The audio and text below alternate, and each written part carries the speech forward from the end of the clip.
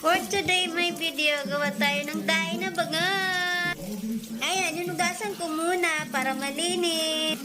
Inuskus ko na maayos para lang naglalaba. Charot. Pasensya na kayo sa boses ko. Ganyan talaga ang boses ko. Ayan, hinugasan ko naman ng maayos. Apat siguro ko yan inulit-ulit ugasan para malinis.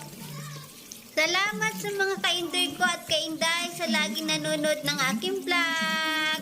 Ayaan nyo, balang araw makakabawi din ako sa inyo. Yung mga ayaw sa akin, go lang. Hanggang kaya nyo magalit sa akin. At ako ay nag-enjoy lang sa buhay ko. Ba't problema nyo ang pag-aasawa ko? Dadating lang yan. Gantay lang kayo, huwag kayo magmamadali.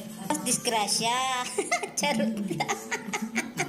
Alam nga, edad yung dumadagdag, yung tawag niya, responsibility. Ay, naku, iwan ko ba kung anong tawag niya.